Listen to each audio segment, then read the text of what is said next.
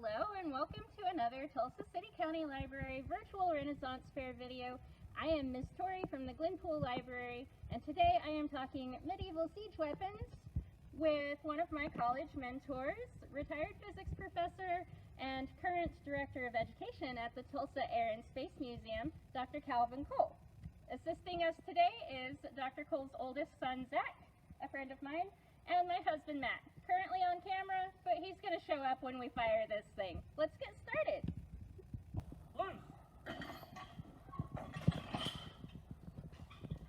Trebuchet actually does involve, though, a falling weight, a counterweight. But the old machines, and the people that operated these considered them ancient weaponry. The old machines were things like the Roman ballista, which threw those giant 6-foot arrows, looked like a giant bow that 3 or 4 men would run around over the countryside with. That was kind of the original crude C-R-E-W-E-D weapon. There was the mangonel and the onager, which were basically big twisted bundles of fiber with an arm stuck through it, and they would recoil and tear themselves up in short order just from usage, but they were quite effective. Nowhere near capable of what a trebuchet can do. But that's what they had at times, just 100 or so years BC, and for the first several hundred years afterwards, the Romans, the Greeks, when they got into things. So they would sometimes refer in Greek to these machines as Petroboli, which simply means a rock-throwing machine. So they didn't even use the word catapult. Nowadays, you'll run into people who tell you that a catapult is a machine that uses something twisted or bent to do its throwing with. And, of course, trebuchets are indeed just counterweight machines.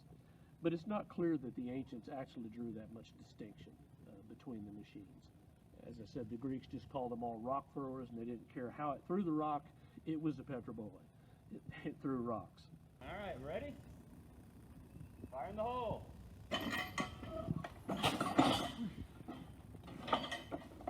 So, what are we looking at, Doctor? A pile of timber-framed wood and a bit of ironmongery. As I said, it's timber-framed.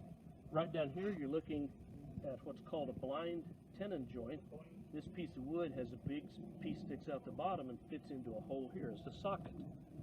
Up on top, the other end is a lap joint, and it's capped off by that iron and trapped. And all that means, in plainer language, is the heavier we load this, the more we put in the buckets, the tighter the frame actually seats itself and jams up, which is what it's intended to do. Notice none of the main structural part has any bolts on it except to just help hold alignment. The strength is all in the wood, the joints, the way it's made, which is pretty much as they did them back then. So if you look very carefully at this machine, you'll notice that it only has 3 big timbers on the side. That's 6. 2 big timbers for the axles. That's 8. So we have 8 large sticks and half a dozen small ones, and that's really the entire machine.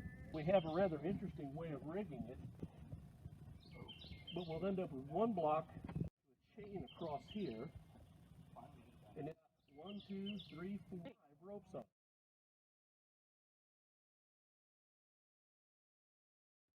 it. This other pulley here is going to hook all the way up the tip end. And this piece of rope right here will be the end we pull on to raise the blocks, to pull the boom down so we can shoot it. Back in the day, they would not so much carry these around the country finished up as bring the bits of pieces of iron that were needed with them and then cut timber as needed on site and build them in place. There's a bar right in here that keeps these buckets from moving with respect to the stick, just like a giant hammer, which is where it gets its name, Mjolnir, from. That's the name of Thor's hammer, Storm Crusher. This machine has wheels, not for transport, because you really can't haul something around with 2 solid axles like that very well at all. It doesn't turn corners worth beans. When we shoot it, you'll see the whole machine jump forward, depending on the ground, from 1 to 3 feet, and then it will recoil, because if you throw something one way, you must push on it. It pushes back, and you have to recoil the other. The machine will jump back almost 6 feet from its furthest point forward on good flat ground. The trough here can be moved left and right, and although they've worn off now, we had bearing marks for the angle of fire along here. As you shift this left and right, you can get about a 20-degree change in bearing from left to right. The sling here takes a shot. We use 16-pounders. We've been calling these euphemistically Brunswick stones. I'd tell you to Google it, but you won't find it. But when this machine is fired, that tip end way up there is going to come all the way down to the back axle.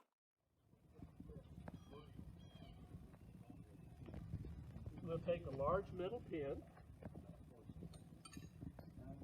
and pin a metal ring from up there in between these two metal rings, and then we'll take all our rigging and rope off, and we'll be ready to fire. Now, at that point,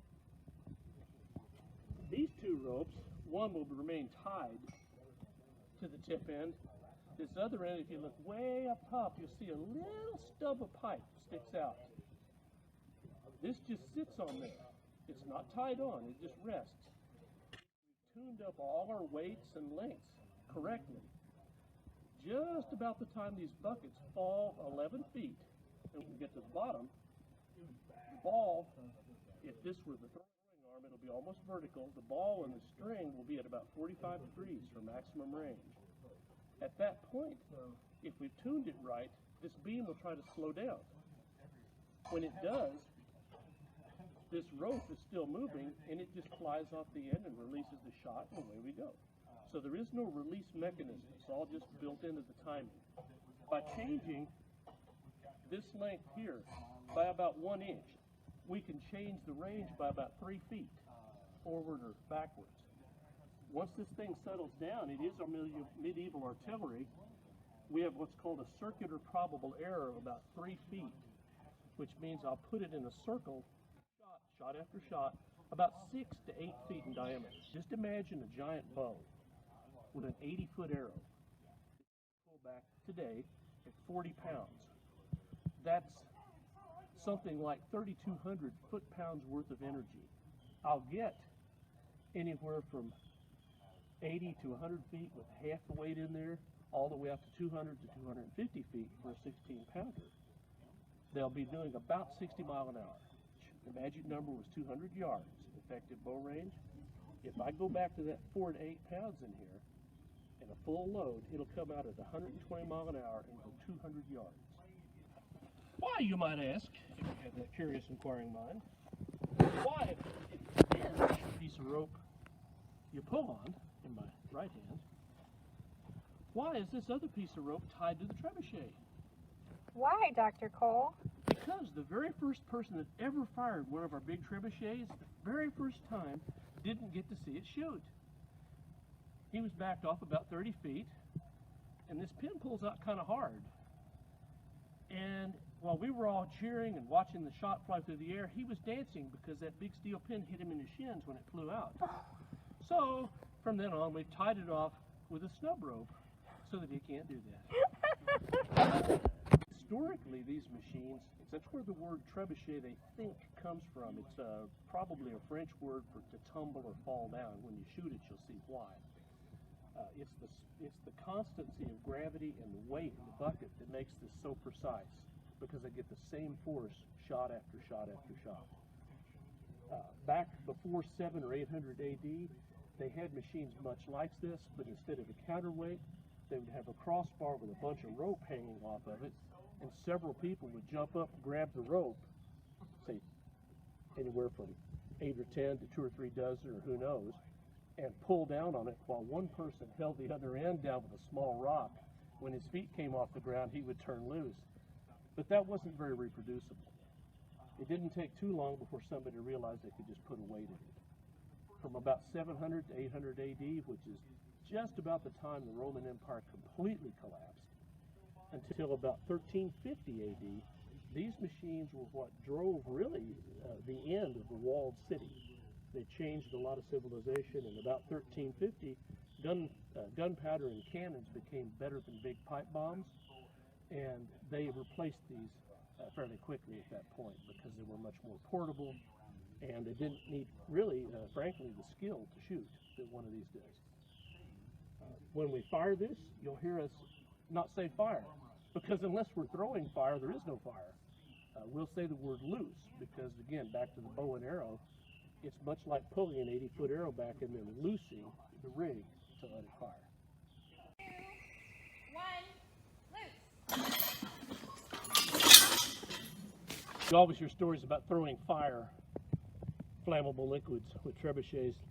It can be done, but if anything fails in the sling, you'll notice it goes backwards and builds up all its speed before it then goes frontwards.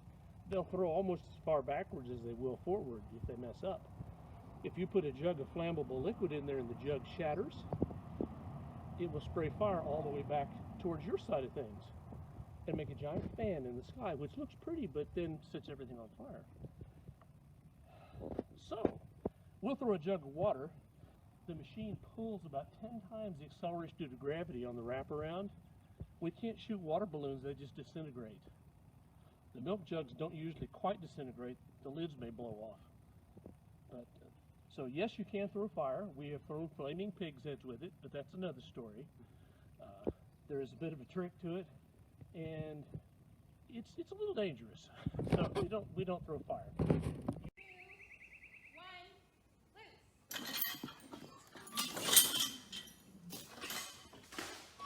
Hi, it's like it's raining over here.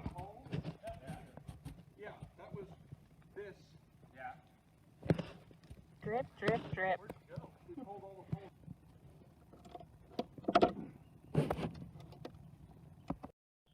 These things went from all the way up into Norway, so it's not unusual for us to name ours Mjolnir. They used them on the deck of ships, they besieged harbors, they used them on land.